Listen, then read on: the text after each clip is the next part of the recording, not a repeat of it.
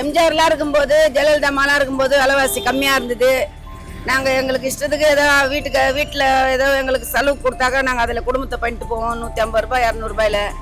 இப்போல்லாம் பண்ண முடியல, விலைவாசி ஜாஸ்தியாக இருக்குது. இன்றைக்கி என் புள்ள வந்திருக்கிறாரு, விஜய் வந்துக்கிறாரு. அவர் வந்தால் எங்களுக்கு நல்லது செய்வார். புது ஆள் இல்லையா அவர், இனிமே தான் அவர் செய்யணும், செய்வாருன்ற ஒரு நம்பிக்கை இருக்குது. அது இருந்தனால தான் நாங்கள் எல்லாருமே அவருக்கு போட்ட ஓட்டு. செய்வாரு, செய்துதான் ஆகணும்.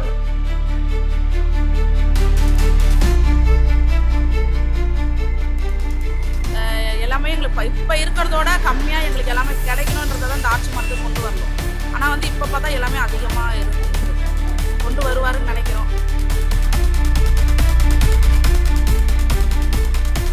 முக்கியமாக இந்த பிராந்தி கடை எடுத்து ரொம்ப சந்தோஷம். இந்த கஞ்சா ஒழிச்சோம்னா இன்னும் நான் கையெடுத்து கும்பிடுவோம். ஆனால் உங்கள் பேருண்ணா? என் பேர் ஷேக் தாவூத். ஆனால் இப்போ பார்த்தீங்கன்னா அத்தியாவசிய பொருட்கள் விலை இருக்குண்ணா. காய்கறி விலை ஏறி இருக்குது, சிலிண்டர் விலை ஏறி இருக்குது. சிலிண்டர் விலை 89 ரூபா ஏறி நம்ம மாதத்தில் 1957 ரூபா இருக்குது. அது கூட வாழ்வாதாரத்தை எப்படின்னா பாதிக்குது? ரொம்ப பாதிச்சிருக்கு மக்களுக்கு. எங்கே போனாலும் 10 ரூபா பொருள் 20 ரூபா சொல்கிறாங்க, 20 ரூபா பொருள் 40 ரூபா சொல்கிறாங்க. இதனால் மக்கள் ரொம்ப கஷ்டப்பட்டுருக்காங்க. எல்லாம் விலையை உயர்த்திட்டாங்க, நம்மள வேலையை ஊற்ற முடியல. இந்த அத்தியாவசிய பொருட்கள் விலை என்ன, எண்ணெய் பாக்கெட்டில் 1 லிட்டருக்கு 20 ரூபா 30 ரூபா ஏறி இருக்குது. நாங்கள் என்ன பண்ணுறது ஒன்றும் புரியல. வந்திருக்க சிஎம் தான் அதை நல்லபடியாக அதாவது முயற்சி செஞ்சு எல்லா விலைவாசியும் கம்மி பண்ணணும். அதான் அன்பான வேண்டுகோள். ரெண்டாவது, எந்த பொருள் இருந்தாலும் ஒரு பொருள் எடுத்தாலும் இப்போ பிளாஸ்டிக் கவருங்க எடுத்தாலும் 10 ரூபா, இந்த கவர் இப்போ 20 ரூபான்றாங்க. இந்த அத்தியாவசியத்துக்கு ஒரு பொருளுக்கு ஒரு ரேட்டு ஏறினா போகுது. அது என்ன காரணம் ஒன்றும் புரியல. கேஸ் தட்டுப்பாடு மிகவும் மோசமாக இருக்குது. கேஸ் புக் பண்ணால் 1 மாதத்துக்கு அப்புறமா தான் வருது. அது ஒரு கேஸுக்கு மாதம் ரேட் ஏறின தரக்கு தான் கம்மியாக மாட்டேங்குது. இப்போ வேறு எங்கேயுமே கேஸு கிடைக்க மாட்டேங்குது. அதனால நாங்கள் அடுப்பு வேறு 10 வச்சுருக்கோம். விறகு ரேட் ஏறிக்குது. 25 ரூபா இந்த விறகு இப்போது கிலோ 50 ரூபா அப்படி டபுள் ஆகிட்டு இருக்கு. கேஸு தட்டுப்பாடை என்ன பண்ணுறது ஒன்றும் புரியல.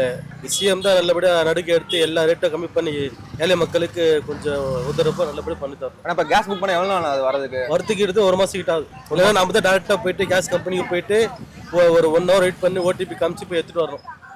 ஆனால் எப்படி இருந்தாலும் 1 மாதம் ஆகுது கேஸ் வரத்துக்கு.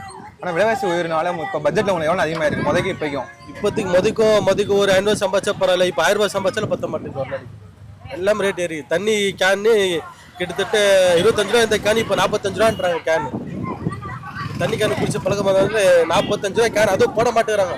அதுவும் ரொம்ப டிமாண்ட் பண்ணுறாங்க. எல்லாமே இப்போ பெட்ரோல் விலைவாசி ஏறிச்சுன்னு சொல்லிட்டு எல்லாரும் டிமாண்ட் தான் பண்ணுறாங்க. தவிர யாருமே விலைவாசி கம்மியாக இருக்குது. இப்போ கஸ்டமர் சொன்னால் புரிஞ்சுக்கிறாங்கண்ணா?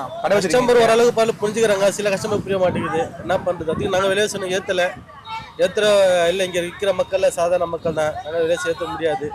ஏதோ ஆண்டவருக்கு இருக்கனால ஏதோ படிச்சுன்னு போகிறோம். ஒன்றும் பிரச்சனை இல்லை. தேங்க்ஸ்ண்ணா, நன்றிண்ணா. என் பேர் குமாரி. அக்கா பார்த்தீங்கன்னா அத்தியாவசிய பொருட்கள் விலைவாசிலாம் உயர்ந்திருக்கா. காய்கறி விலை உயர்ந்திருக்கு, சிலிண்டர் விலை உயர்ந்திருக்குக்கா. இது உங்களோட வாழ்வாதாரத்தை எப்படி பாதிக்குது? இப்போ எல்லாமே விலையாக தான்ப்பா இருக்குது. காய்கறியிலேருந்து மீன்லேருந்து எல்லாமே விலையாக தான் இருக்குது. இன்னும் எங்களை மாதிரி மக்கள் தான் வாழ முடியல, பொழைக்க முடியாது, கஷ்டப்படுவாங்க. வசதியாக இருக்கிறவங்க இன்னும் வசதியாக தான் இருக்கிறாங்க. வசதி இல்லாதவங்க இன்னும் கஷ்டம் தான் போட்டணுங்க. அங்கே இதுவாக சண்டையாக இருக்கிறதுனால சிலிண்டர் விலையாகுது, டீசல் விலையாகுதுன்னு சொல்கிறாங்க. சிலிண்டர்லாம் புக் பண்ண வருதாங்க்கா? அதெல்லாம் வருதுப்பா. மாதத்துக்கு ஒரு சிலிண்டர் வருது. இப்போ விலைவாசி உயர்னால முன்னாடி இந்த பட்ஜெட்லேருந்து எவ்வளோ அதிகமாக இருக்குது மாத செலவு? அது செலவு எப்பவுமே பண்ணுறதுனால எக்ஸ்ட்ரா செலவு ஆகிற மாதிரி இருக்குது. அரசாங்கம் என்ன சொல்ல போகிறோம்? இப்போ இவர் வந்துக்கிறாரு, இவர் என்ன நல்லது செய்யணும், இவரும் நல்லது செய்யட்டும் மக்களுக்கு. ஓகேக்கா. ஆமாம், எங்களை மாதிரி கஷ்டப்படுறவங்க கொஞ்சம் கம்மியாக எதிர்பார்ப்பாங்க, அவ்வளோதான். ஓகேக்கா, நன்றிக்கா, தேங்க்ஸ்க்கா. ஆனால் உங்கள் பேருண்ணா? என் பேர் பாஷா. ஆனால் இப்போ பார்த்தீங்கன்னா அத்தியாவசிய விலையெல்லாம் உயர்ந்திருக்குண்ணா. அரிசி, பருப்பு, காய்கறி விலைலாம் உயர்ந்திருக்கு. இப்போ சிலிண்டர் விலையும் உயர்ந்திருக்கு. அது உங்களோட வாழ்வாதாரத்தை எப்படி பாதிக்குதுண்ணா? நிறையா சொல்லணுங்க, சொல்லிட்டே போகலாம், நிறையா இருக்குது அதுக்கு. ஏன்னா இப்போ வரைக்கும் சம்பளம் என்னவோ அதில் தான் நாங்கள் ஒரு பட்ஜெட் போட்டு வச்சுருக்கோம். இது ஏறினதால மறுபடியும் நாங்கள் வேறு தேடி போகிற மாதிரியோ சம்பாதிக்கிற மாதிரியோ பார்க்கணும். அது முடியாது. ஆஃபீஸில் இந்த டைமில் இவ்வளோ தான் ஒர்க் பண்ண முடியும். இது இவ்வளோ தானே பார்த்தா பட்ஜெட்டில் வரும்போது அதிகமாக தெரியும். இப்போ ஒரு 20,000 நான் சம்பாதிக்கிறேன்னா இதெல்லாம் சேர்ந்து ஒரு 23,000 வருது வச்சுக்கோங்க. அப்போ அது 3,000 ரூபா அடி வாங்குதுல, அதுக்கு நான் எங்கே போவேன்? அதனால் இது பெரிய ஒரு பாதிப்பு தான். இதை எப்படி சரி பண்ணுற போகிறது தெரியல. ஆனால் இப்போ நீங்கள் ஆஃபீஸ் போகிறீங்கண்ணா, இப்போ பெட்ரோல் உயர்ந்ததுக்குண்ணா. அது இப்போ உங்களோட வருமானத்தை எவ்வளோ அதிகமாக செலவாகுது? இப்போ எனக்கு எக்ஸ்ட்ரா என் பையன் எப்போதும் 1000 ரூபா கேட்பாரு. இந்த மாதம் 1500 ரூபா எனக்கு கிட்ட வாங்கியிருக்காரு. பெட்ரோல் ஃபுல் பண்ணியிருக்காரு. ஏன்னா இந்த ஏற்றத்தால். ஆனால் பாதிப்பு இருக்குது.